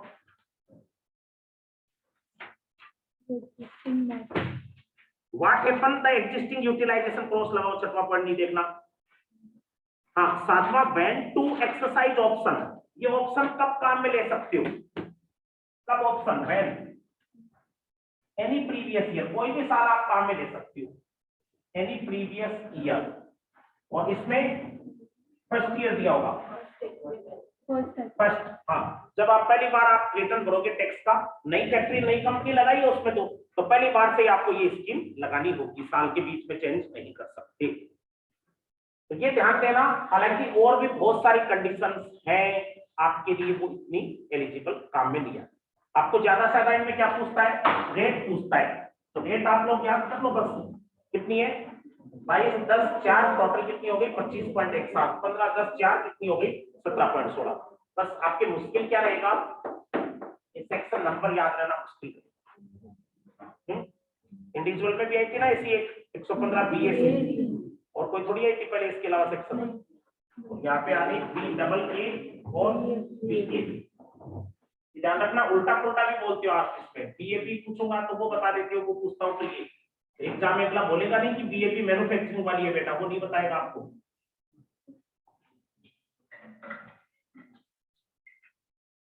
अब नीचे तो नोट में तो शेष वगैरह दिया होगा, क्या दिया है नोट पहला क्या दिया है, हेल्थ एंड एजुकेशन शेष कितना परसेंट है, 4%। ये तो सब पे लगता है, अभी तक आपने इंडिविजुअल एचयूएफ फ्रॉम कंपनी सब में लास्ट में टैक्स निकलता है, उसके बाद क्या जुड़ता है शेष। According to section 288A total income जो होगी एसएससी की shall be rounded off in the multiple of ₹10। Total income को ये कह रहा है राउंड फिगर में लिया जाएगा, निकटतम 10। ये भी सब में लगता है नियम, ये सबके लिए आ रहे हैं कॉमन।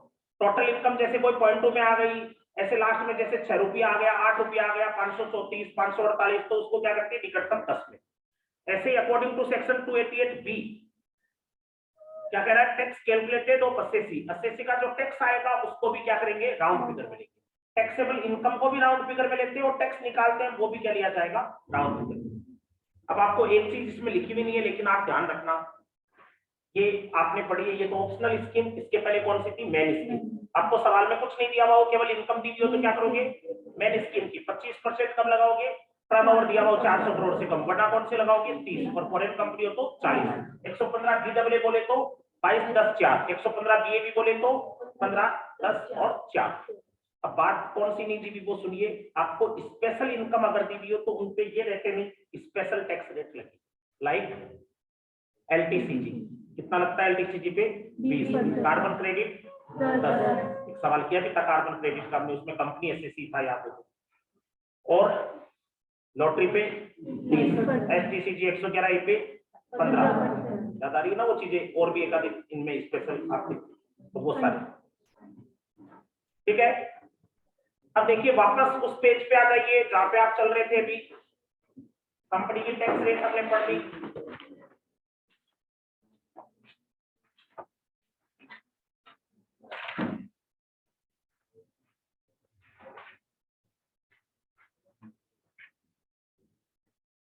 अब देखो मैं जो चीज बताने जा रहा हूँ वो आप ध्यान से सुनना, और उसको भी आप लोगों को साथ में याद करना है।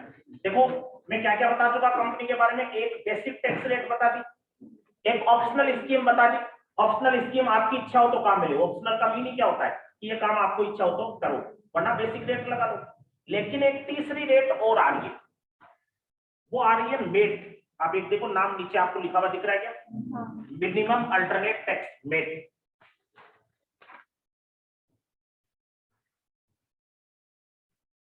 आज क्या बोल रहे थे कंपनी लोग के पेपर में, ये सब बात आज का काम हो जाए पेपर में फिर पास है। इन अभी 2 पेपर होते हैं उनको सेटअप का और टैक्स का, लेकिन डर किसका रहता है ज्यादा, कंपनी लॉ का। इसलिए आप लोग के उस चीज को ध्यान दिया करो, ये कंपनी लोग की हम सोच रहे हैं कि आपने बी पार्ट पढ़ा है, उसकी हम क्या करेंगे, एक मैराथन ले लेंगे आपकी 5-6 घंटे में, वापस रिवीजन करा देंगे बी पार्ट का।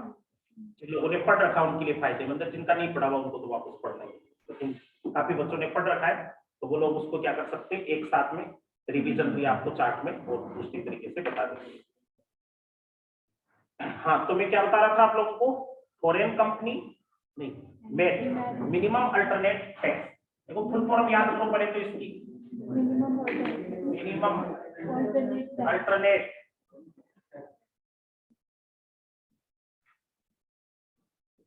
मेट। सेक्शन कौन सी है इसकी, 115 जेपी। सबसे मेन इसकी सेक्शन का नंबर भी याद रखना। इनकम टैक्स में सेक्शन के नाम भी बहुत मुश्किल होते हैं ना, खाली 115 हो तो भी याद कर ले, आगे क्या लगा देता है, कभी कुछ कभी कुछ कभी कुछ। तो ये क्या आ गया, 115 जेपी। आपको याद हो तो स्पेशल रेट थी, उनमें भी काफी सारी 115 नहीं थी, जैसे वो तो लॉटरी वगैरह की, उनकी कौन सी थी 115, double P, triple P, Y थी ना। तो वो सारी की सेक्शन इसी के अंदर थी। हम यहाँ पे बात कर रहे हैं मेट की, मिनिमम अल्टरनेट टैक्स। आवाज क्लियर आ रही है मेरी ऑनलाइन? सो मत, एक बार हैंड रेज करो जो जाग रहे हो। Yes sir. जाग रहे हो बताना, देखें आज ब्रेक नहीं दे रहा मैं।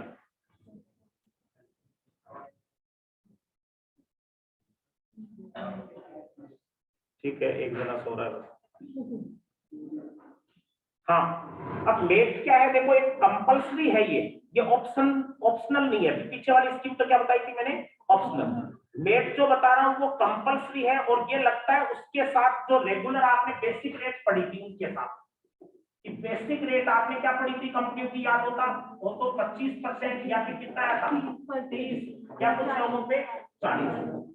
वो बेसिक रेट से जो टैक्स आएगा वो, बेसिक रेट से जो टैक्स आएगा वो, या रेट आप पढ़ोगे अभी मिनिमम अल्टरनेट टैक्स, इसकी भी रेट बताऊंगा, जो टैक्स आएगा वो, जो दोनों में से हायर होगा सरकार वो लेगी। सरकार कौन सा टैक्स लेगी, जो हायर होगा वो लेगी सरकार। अभी बेसिक रेट आपने पढ़ा था 1 नंबर, और दूसरी तरफ क्या बताऊंगा आपको, मेट की रेट बताऊंगा। वो दोनों में से जो हायर रेट आएगी सरकार वो टैक्स लेगी। आप कहोगे कि सर बेसिक रेट की जगह हम ऑप्शनल स्कीम में भी तो जा सकते हैं ना, आपने पढ़ी थी ना, कुछ लोगों को ऑप्शनल स्कीम भी मिल सकती है जिनमें रेट कितना कितना था, वो 115 डीएबी बी डबल ए, वो पढ़ी थी ना बेसिक रेट वाली। तो क्या आपको ऑप्शनल स्कीम में जाएंगे तो भी मेट लगेगा क्या, नहीं लगेगा। आपको याद हो तो अभी ऑप्शनल स्कीम दोनों के अंदर लास्ट में आया कि था क्या, मेट एप्लीकेबल है क्या या नहीं है क्या, मेट एग्जम्पशन है क्या, मेट एग्जम्पशन लिखा हुआ था, आगे क्या लिखा हुआ था, यस मीन मेट नहीं लगेगा, मेट से एग्जम्प्टेड है। तो अगर ऑप्शनल स्कीम में आप चले गए, कौन सी, जो न्यू मैन्युफैक्चरिंग कंपनी की राइट थी ना अभी, तब तो मेट लगेगा नहीं। लेकिन अगर कोई कंपनी ऑप्शनल स्कीम काम में नहीं लेगी, मीन टैक्स कौन सी रेट से लगवा रही है अपने पे, बेसिक रेट से, तो सरकार आपकी बेसिक रेट के साथ साथ आपको कहेगी कि बेटा मेट भी लगा के देख। तो मेट पे लगा के देख तो फिर आप कहोगे कि क्या करेंगे, तो सरकार कहेगी कि बेसिक टैक्स कितना आया, आप कहते हो 1.53 या 153 लाख आया। सरकार कहेगी कि मेट वाला टैक्स कितना आया, आप कहते हो 160 लाख आया।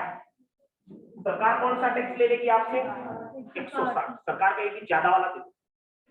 फिर आपको ऑप्शनल स्कीम हो गई सके तो, अरे ऑप्शन तो उसको बोलते हैं जिसमें आप क्या करते हो, कम वाला टैक्स देने की सोचते हो, ज्यादा वाला थोड़ी सोचते हो। आप जैसे बेसिक रेट और दूसरी तरफ ऑप्शनल स्कीम आपको मिली थी तो कम वाला ही देना चाहोगे ना। लेकिन यहाँ पे तो कौन सा आ रहा है मेरिट के बाद में, ज्यादा ज्यादा आ रहा है, तो आप ज्यादा देने में खुश थोड़ी होगे। एक तरफ बेसिक रेट ही लगती सिर्फ तो 153 लाख का टैक्स लगता है, और मेट लग रहा है तो कितने का हो रहा है, 160 लाख का।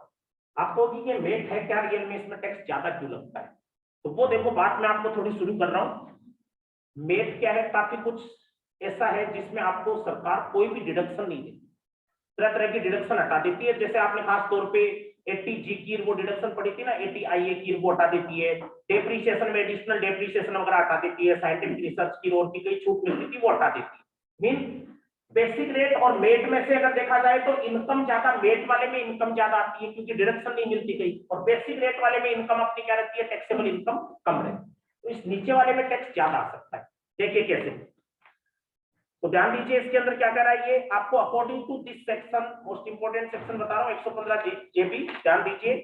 If income tax payable by a company, अगर इनकम टैक्स जो है कोई कंपनी का on total income as computed under the income tax act, अगर इनकम टैक्स एक्ट के अनुसार निकाला, ये थ्योरी आपको समझ में नहीं आएगी, थोड़ा सा मैं इसको क्या कर रहा हूँ आप लोगों को 2 लाइनों में क्लियर कर रहा हूँ।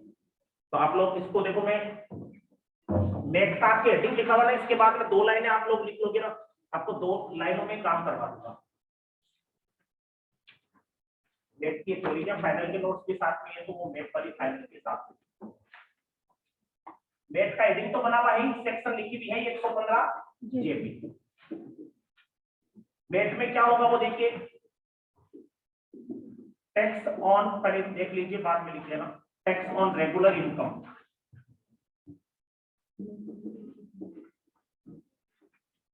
रेगुलर इनकम या जो टैक्सेबल इनकम है पहले उस पर टैक्स निकाला जाएगा नॉर्मली, जो नॉर्मल टैक्स है या रेगुलर टैक्स बोल सकती हूँ, regular tax on regular income, जितना आपका रेगुलर टैक्स बनता है, अभी आपने बेसिक रेट पढ़ी थी ना कंपनी की, जैसे कितनी आई थी 25 या 30 या 40 और प्लस क्या जोड़ दो उसमें, जैसे सरचार्ज और सेस, तो जितना भी टैक्स बना सब कुछ जोड़ के वो रेगुलर टैक्स एक तरफ, तो दूसरी तरफ क्या करेंगे, MAT minimum alternate tax on book profit, इसमें एक अलग से इसके लिए क्या निकाला जाता है, बुक प्रॉफिट निकाला जाता है। बुक प्रॉफिट फ्रॉम में भी निकाला था, वो अलग चीज थी, अलग तरीका था, यहाँ पे भी एक बुक प्रॉफिट निकाला जाता है, उस पर कौन सा टैक्स लगाया जाता है, मेट, ये लगता है 15%, 15% ऑफ बुक प्रॉफिट, कितना लगेगा बुक प्रॉफिट का 15% प्लस सरचार्ज,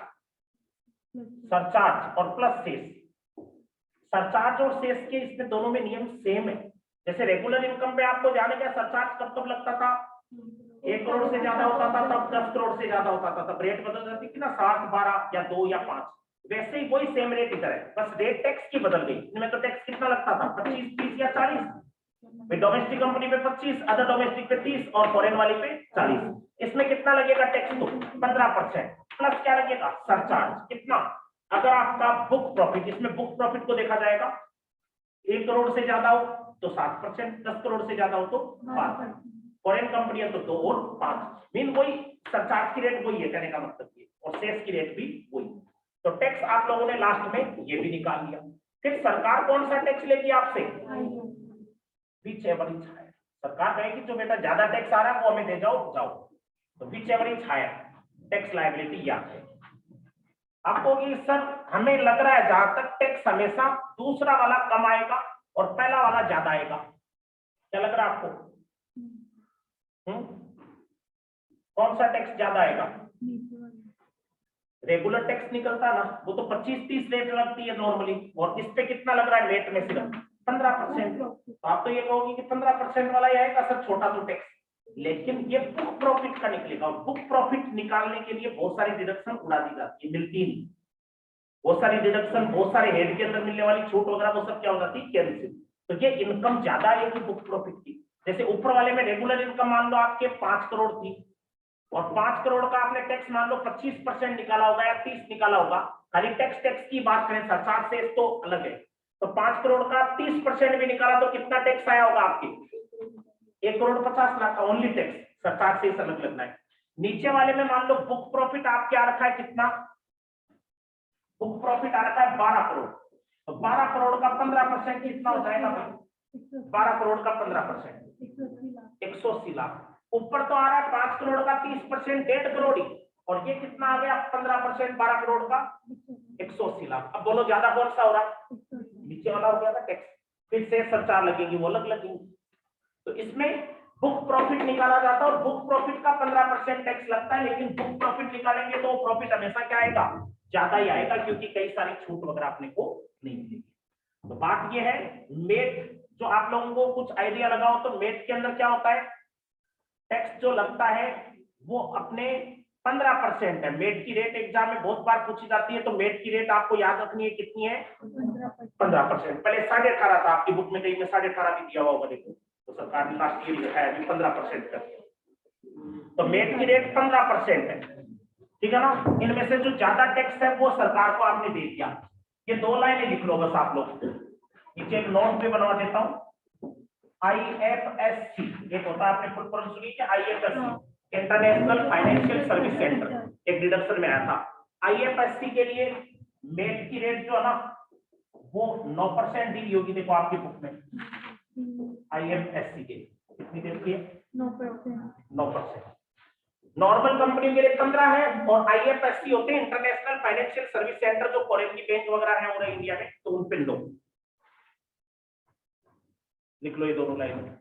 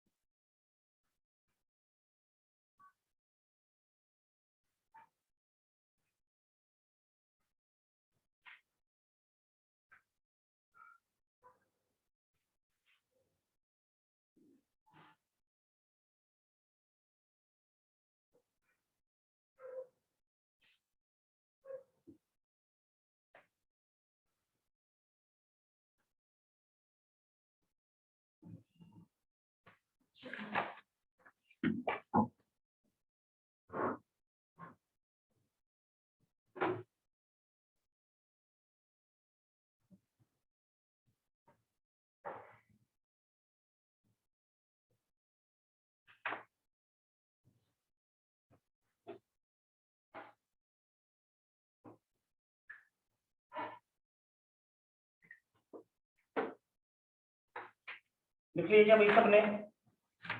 अब आप लोग ध्यान दे लेना, रेगुलर टैक्स कोई कंपनी का मान लो आया, इमेजिन आपको भी किया था जैसे 150 लाख, और ये मेट वाला टैक्स आ गया मान लो 180 लाख, से सरचार्ज सब जोड़ दिया मान लो, उसके बाद तो कौन सा टैक्स दोगे आप, 150 या 180? 180 लाख। आपको 180 लाख देना पड़ गया, जबकि रेगुलर टैक्स 150 ही बन रहा था, मेट वाला ज्यादा आ गया, इसलिए आपको 180 लाख देना पड़ गया। तो कितना एक्स्ट्रा देना पड़ गया? 30 लाख ज्यादा देना पड़ गया। अगर ये मेट नहीं होता तो आपको कितना देना पड़ता? 150 लाख ही देना पड़ता। होता है ऐसा। अब देखिए, ये इसलिए सरकार ने जानबूझ के नियम बना रखा है। कई कंपनी क्या करती है, जानबूझ के ऐसे नियमों को फायदा उठाती है जिनसे उनको टैक्स बिल्कुल ही देना ही नहीं। कई बार फैक्ट्रियों को, और सरकार भी क्या कर देती है, सरकार भी अपने शंकर भगवान की तरह, मतलब कई बार खुश हो जाती है कोई कंपनी को, तो फिर पूरा निहाल करने की सोचती है कि आपको पूरा टैक्स फ्री है, 5 साल तक बिल्कुल आपकी इनकम पे टैक्स लगेगा ही नहीं। होता ना कई बार स्टार्टअप को और कह देती है 3 साल को टैक्स मत दो, किसी को बोलती है 5 साल मत दो, शुरू के 5 साल मत दो, अगले 5 साल मत दो, कर देती है। अब ऐसे में अगले ने छूट छाट ले ली और टैक्स जो निकाला अगले का आ गया जैसे बहुत कम, रेगुलर टैक्स बहुत कम आएगा क्योंकि इनकम उसकी फ्री हो गई ना लगभग, तो टैक्स आ गया 2-4 लाख 5 लाख, जबकि कमाई कर रही है लेकिन टैक्स छूट पाने की वजह से क्या हो गया, बहुत ज्यादा हो गया।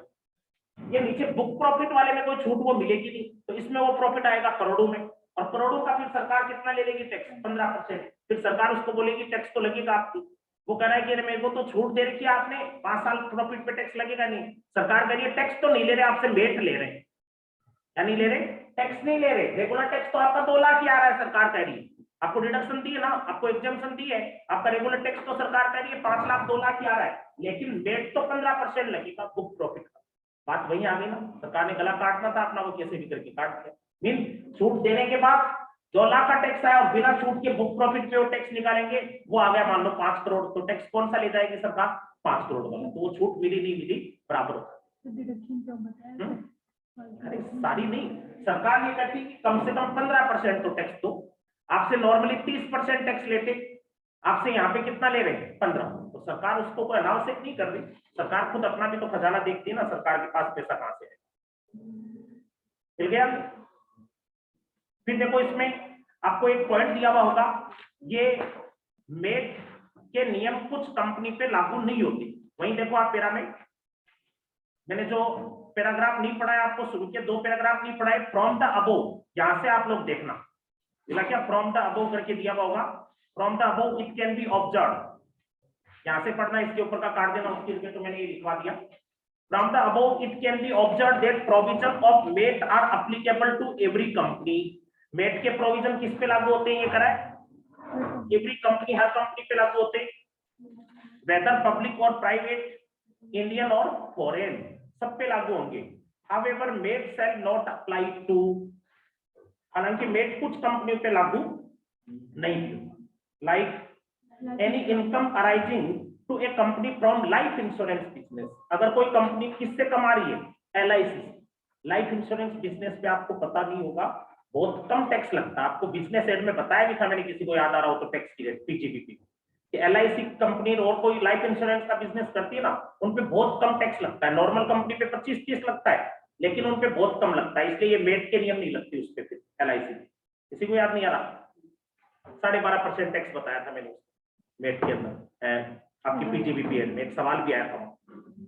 तो लाइफ इंश्योरेंस वाली कंपनियों पे मेट नहीं लगेगा, मेट नहीं लगेगा इसका मतलब उनको रेगुलर टैक्स ही देना है, ये मेट का नियम वाला नहीं लगेगा। सेकंड, शिपिंग इनकम, कोई कंपनी को शिपिंग इनकम हो रही है, शिपिंग इनकम किसको बोलेंगे, जहाज को ले जाने की, जहाज से जो कमाई होती है, भाड़ा मिलता है, जहाज जो बड़ी यात्राएं करते हैं उनका, arising to a company liable to tonnage taxation scheme, और जिसने टनेज टैक्सेशन स्कीम होती है वो ले रखी हो तो कोई शिपिंग इनकम जो कोई कंपनी को भी है, और वो कंपनी भी कौन सी स्कीम के अंतर्गत आ रखी है, एक टनेज टैक्सेशन, जिसमें सरकार कितना टन माल ढोया उसके हिसाब से टैक्स लेती है, तो उन पे लागू नहीं होगा। तीसरा, ए फॉरेन कंपनी पे लागू नहीं होगा, of a country, foreign resident company of a country, कोई ऐसे देश की कंपनी के ऊपर लागू नहीं होगा, विथ विच, जिसके साथ इंडिया है DTAA, जिसके साथ इंडिया का एक अग्रीमेंट बना हुआ है, डबल टैक्सेशन अवॉइडेंस अग्रीमेंट होता है DTAA, एंड सच कंपनी, और उस फॉरेन कंपनी का does not have permanent establishment, उसका इंडिया में कोई परमानेंट एस्टेब्लिशमेंट नहीं हो, इंडिया में कोई ब्रांच नहीं हो। तो एक फॉरेन कंपनी जिसके साथ इंडिया का DTAA नाम से एक एग्रीमेंट होता है वो बना हुआ हो, और उसकी इंडिया में क्या नहीं हो, PE नहीं हो, परमानेंट एस्टेब्लिशमेंट नहीं हो, कोई स्थायी ऑफिस, स्थायी जगह नहीं। कई कंपनियां फॉरेन की ऐसी है जिनका इंडिया में माल तो बिकता है, लेकिन उन कंपनियों का इंडिया में कोई परमानेंट ऑफिस नहीं है। आजकल तो वर्ल्ड वाइड ग्लोबल ट्रेड हो गया, आपको पता है, हम ऑर्डर दे देते हैं, फॉरेन से भी माल इंडिया में अपने घर तक आ जाता है, लेकिन इंडिया में उसका ऑफिस ही नहीं है। बहुत सारी ऐसी कंपनी, तो उनपे भी मेट नहीं लगेगा, जो फॉरेन कंपनी है जिसके साथ इंडिया का DTAA बना हुआ उस देश के साथ, और उस कंपनी का इंडिया में PE नहीं है। चौथा पॉइंट नहीं देखना, फॉरेन कंपनीज रेजिडेंट वाला, नीचे वाला पैरा भी काट देना है, from the further by finance act वाला। तो देखो, मेट का अभी बेसिक नियम आप लोगों ने पढ़ा, मेट इनकम टैक्स के अंदर कंपनी असेसमेंट में इसलिए भी हम लोग गड़बड़ हो जाते हैं। देखो, वापस मैं आपका कंफ्यूजन दूर कर देता हूं, आप लोगों को रेट कौन सी लगानी है ये पता नहीं चलता। अगर कोई प्रैक्टिकल पूछ लेता है कौन सी रेट लगाओगे बताओ आप, हमेशा बेसिक रेट लगानी, 25, 30, 40 दिमाग में फिक्स रखो। आप कहोगे ये क्यों बताइए सर, मेट की रेट आप लोगों को अगला फिर बोलेगा मेट भी अप्लाई करो, तो आप क्या करना, मेट भी, फिर अगला बुक प्रॉफिट भी देगा और रेगुलर इनकम भी देगा, दोनों देगा। तो रेगुलर इनकम पे टैक्स तो आप बेसिक रेट से निकालोगे 25, 30 सरचार्ज शेष लगा के, और बुक प्रॉफिट लिया उसका कितना टैक्स निकाल 15, और प्लस सरचार्ज और प्लस शेष, फिर उसके बाद में दोनों टैक्स में से कौन सा टैक्स देना होगा, ज्यादा। आपको सवाल आ भी जाएगा, नहीं भी आए तो अभी एक मैं प्रैक्टिकल भी आपको इसका बता दूं, ठीक है ना। वो ऑप्शनल स्कीम कब लगाओगे, तीसरी बात आपने कहा था सर वो 115 BAB 115 BAA वाली वो ऑप्शनल है, वो सवाल में लिख देगा अगला क्लियर कि ये स्कीम के तहत आपको रेट बतानी है, अपने आप मत लगाना है, क्योंकि ये सवाल वापस पूछने आते हो आप लोग एग्जाम के आसपास में कि सर कंपनी असेसमेंट में सारा याद तो हो गया, कौन सा कब लगाना बेसिक रेट ही, ठीक है ना। मेट वाला, मेट का कोई पॉइंट आएगा आपको क्लियर बोलेगा 115 JB के अनुसार टैक्स निकालो, अब 115 JB से भी समझ जाना कौन से के हिसाब से पूछ रहा है, मेट के हिसाब से, ठीक है ना। क्या क्या हो सकता है वो भी प्रैक्टिकल बताता हूँ, पहले आप एक आगे नीचे डिटेल डिस्कशन है ना बुक प्रॉफिट का, वो रहने दो। डिटेल डिस्कशन देखो ये कोर्स में है, लेकिन इसका अभी 8-10 सालों में खाली एक ही बार सवाल आया है, ठीक है ना। ये काफी टिपिकल पड़ता है, आपके लेवल का है नहीं, कभी अगर टाइम मिलेगा फुर्सत होगी बता देंगे, लेकिन लंबा टॉपिक और आता कम, वो चीज आपको सीधा सा हर बार एग्जाम में पूछा हुआ ना, वो क्या पूछता है, मेट की रेट बात फिक्स है। क्या पूछता है? मेट की रेट कितना?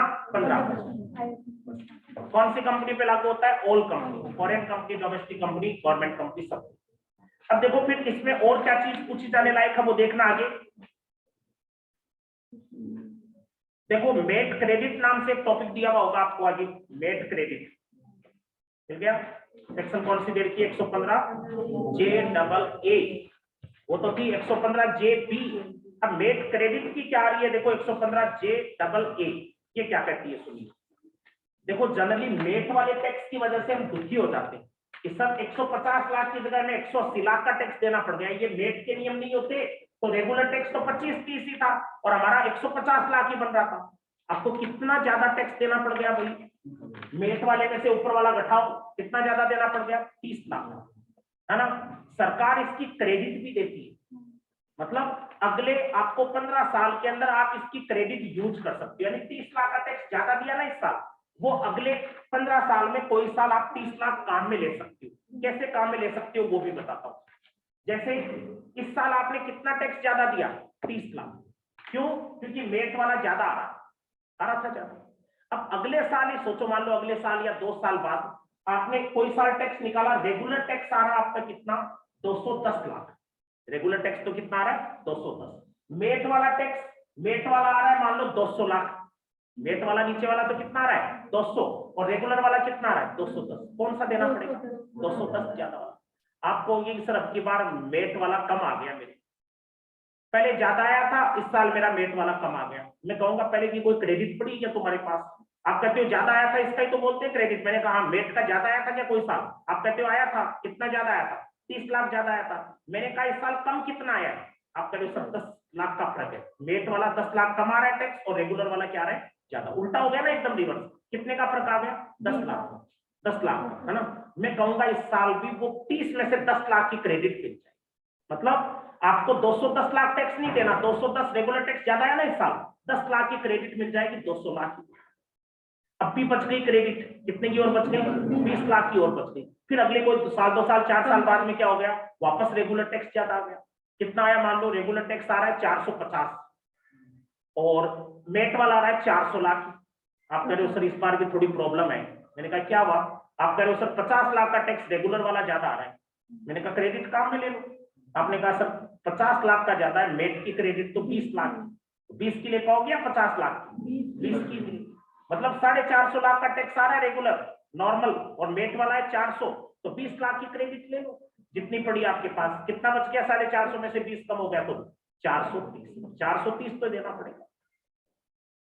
ज्यादा दिमाग अगर नहीं चल रहा तो बात सीधी सी क्या है, आपको अगला सवाल में ऐसी चीजें नहीं पूछता जो आपको मैं बोल रहा हूँ। सवाल में तो बस इतना पूछेगा मेट क्रेडिट कितने साल तक आगे ले जाएगा, बस एक ही सवाल आता है हमेशा। तो कितने साल ले जाएगा? सकती 15 साल। देखो इसमें आएगा कहीं, लिखा भाई क्या? हाँ, एक लाइन वो जो दी है ना उसी को अंडरलाइन कर लो। MAT credit for tax paid, शुरू से मैं पढ़ रहा हूँ। मेट क्रेडिट जो टैक्स आपने चुकाया 115 जेबी में इज अवेलेबल, वो आपको मिल जाएगी उस असेसमेंट ईयर में। किस साल मिलेगी इसकी क्रेडिट? जिस साल टैक्स जो आएगा टोटल इनकम पे नॉर्मल प्रोविजन से। रेगुलर जो टैक्स आएगा वो मोर ज्यादा आ जाएगा, किससे? 115 जेबी से ज्यादा टैक्स आ जाएगा। देखो क्रेडिट पहले बात तो आपको मिलेगी कौन से साल? जिस साल रेगुलर टैक्स कम है और मेट वाला टैक्स क्या है? ज्यादा। तो ज्यादा वाला दे दिया आपने 180 लाख, मेट वाला ज्यादा था, मेट वाला दे दिया। अब क्रेडिट पैदा हो गई कितनी? दोनों के बीच का अंतर। मेट वाला टैक्स ज्यादा है तो कितना ज्यादा है रेगुलर टैक्स? 30 लाख ज्यादा है सर। ये 150 लाख था, ये 180 लाख आ गए, 30 लाख ज्यादा है। तो ये तो क्रेडिट पैदा हो गई। देखो इसने कहा है MAT credit for tax paid in earlier year.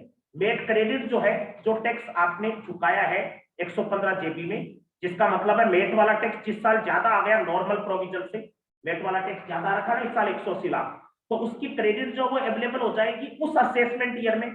किस साल मिल जाएगी? जिस साल टैक्स जो आएगा नॉर्मल प्रोविजन से वो ज्यादा आ जाएगा किसकी तुलना में? 115 जेबी की तुलना में। अब ये 30 लाख की इस साल तो ज्यादा टैक्स दे दिया आपने, 180 लाख का दे दिया। अब ये क्रेडिट अगले साल कौन से साल मिल जाएगी? जिस साल रेगुलर टैक्स ज्यादा आता है, ऊपर वाला टैक्स ज्यादा आता है, तो उतनी क्रेडिट यूज कर लो कम करने में। MAT credit to be set off in assessment year, फिर काम में ले लो अगले साल। कितनी काम आ जाएगी? दोनों के बीच का अंतर कितना आ रहा है अगले साल? 210 और 200 लाख, तो कितना अंतर है दोनों में? 10 लाख की उतनी क्रेडिट यूज करो। क्रेडिट जो है मेट की 115 जेबी में अवेलेबल होगी और इसको कैरी फॉरवर्ड किया जा सकता है कितने साल तक? 15 से। देखो मैं बताने को तो सब कुछ बताना होता है, लेकिन आपके लेवल पे पूछा इतना ही जाता है कि मेट क्रेडिट कितने साल तक कैरी फॉरवर्ड होगी, तो कितने साल बताना आपको? 15 साल। मीन इस टॉपिक में से 2 ही सवाल बनते हैं जो बेसिक चीजें अभी पढ़ रहे हैं मेट वाले में। एक तो मेट की रेट पूछता है, मेट की रेट कितनी है? 15% बुक प्रॉफिट का। दूसरा क्या पूछता है? मेट की क्रेडिट कितने साल तक कैरी फॉरवर्ड होती है? तो 15 साल तक कैरी फॉरवर्ड होती है। फिर नीचे 15 साल तक कैरी फॉरवर्ड होने का मतलब अगले 15 साल में कोई साल आप रेगुलर टैक्स ज्यादा है उसी साल आप इसको काम में ले दो। अगर आपने कंपनी को एलएलपी में कन्वर्ट कर दिया तो मेट क्रेडिट जो कंपनी की थी वो एलएलपी को अलाउ नहीं होगी। कंपनी की क्रेडिट एलएलपी को नहीं मिलेगी। जैसे पहले मैं कंपनी चलाता था और मेरी 30 लाख की क्रेडिट है ये, अब अगले साल मैंने कंपनी को एलएलपी में बदल दिया तो क्या वो 30 लाख का टैक्स की क्रेडिट अब एलएलपी को मिल जाएगी? क्या कोई साल रेगुलर टैक्स ज्यादा आ गया? नहीं, एलएलपी को नहीं। तो ये बात ध्यान रखना। हाँ आएगा, उसमें एमटी आएगा मेट का ही।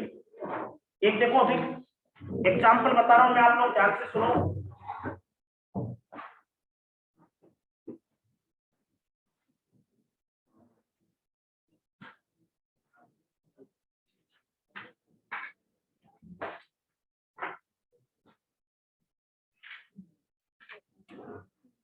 रेगुलर इनकम जैसे कोई कंपनी की हम इमेजिन कर रहे हैं 5 करोड़ है।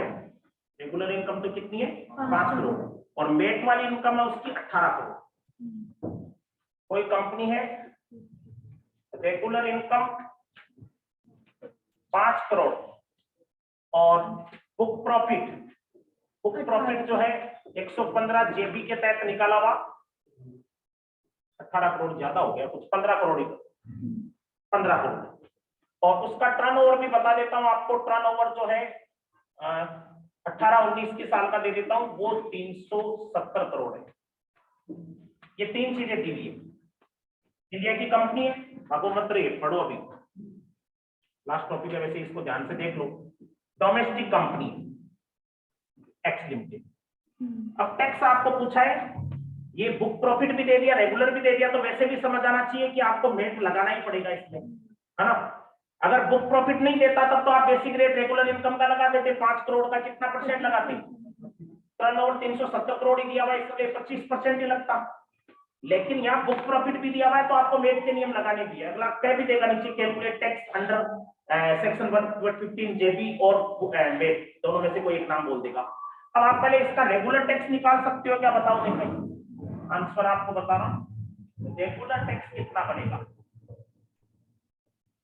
5 करोड़ में रेगुलर टैक्स तो रेगुलर इनकम पे लगेगा, इसको रेगुलर इनकम भी बोल सकता है, अगला टैक्सेबल इनकम भी बोल सकता है, एक ही बात। 5 करोड़ का कितना परसेंट लोगी? 25%। 5 करोड़ को 500 लाख लिख दो इंटू 25%, 125 लाख। 125 लाख।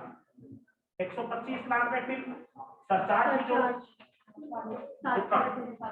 5 करोड़ है तो सरचार्ज डोमेस्टिक में कितना लगेगा? 7% सरचार्ज और प्लस 4% से, तीनों जोड़ के बता दो मेरे को। 500 का 25% 125 लाख, 125 लाख का 60% निकाल के जोड़ो, प्लस का बटन दबा दिया करो, फिर बराबर का, फिर 4% जोड़ो, 139.1। 139 लाख 10,000। 139.10 आ गया क्या? ठीक है, ये तो रेगुलर इनकम टैक्स आ गया ना उसका। मैं मेट लगाना बता रहा हूँ आपको कैसे लगता है। रेगुलर टैक्स 500 लाख की इनकम है, उस पर निकाल लिया 25% टैक्स और 7% सरचार्ज और 4% सेस। मेट लगाओ, मेट किस पे लगेगा? बुक प्रॉफिट पे, 15 करोड़ में। 1500 लाख का कितना परसेंट? 15%। प्लस सेस कितना लगाओगे? सरचार्ज कितना लगाओगे? 7 नहीं लगेगा। बुक प्रॉफिट कितना है उसको देखो, ये 15 करोड़ है, 10 करोड़ से ऊपर है ना, ये 10 करोड़ से ज्यादा है कि नहीं है?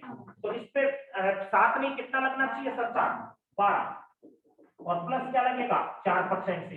इसी को इनकम मान रहे हैं तो 1500 को, ऊपर वाले में तो 5 करोड़ ही थी, इसमें कितनी होगी? 1500, 15 करोड़। तो 1500 का 15% 225 लाख, फिर 12% जोड़ो, फिर 4 जोड़ो, सही जोड़ो, 2,65,08,000। 0.08 ऐसे। अब बताओ कौन सा टैक्स देना पड़ेगा कंपनी को? 2000। ये टैक्स देना पड़ेगा, पड़ेगा कि नहीं पड़ेगा जो ज्यादा आ गया? चलो बेनिफिट हो गई।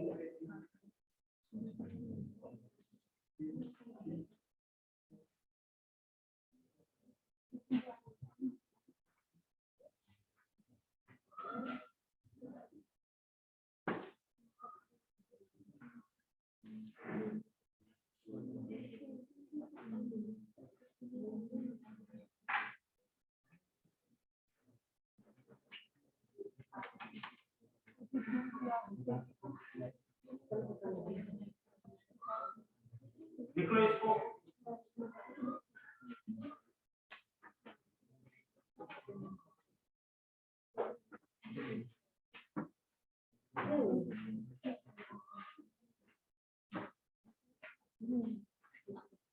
अब सुनो, मेरे को ये भी बताओ इसमें वेट की क्रेडिट मिलेगी क्या कोई इसको?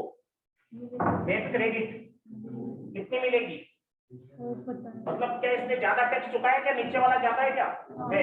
तो दोनों के बीच का फर्क देख लो, दोनों के बीच का फर्क 122.98। इतने लाख की क्रेडिट मिल जाएगी। ये अगले 15 साल में कभी भी ले सकता है वो क्रेडिट का। तब जब ऊपर वाला टैक्स ज्यादा आ जाएगा ना तब काम में आ जाएगा। इसकी ज्यादा प्रैक्टिकल वगैरह कुछ नहीं आना, कभी नहीं आया हुआ प्रैक्टिकल। आपको थ्योरी की कोई चीज पूछेगा इस तरह।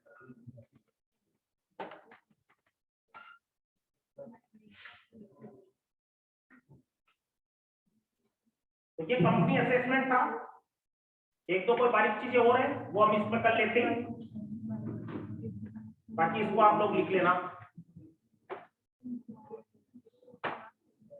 जैसा लिख लेना, ये याद भी करना मैथ के नियमों को। कोई डाउट हो तो अभी पूछ सकते हो।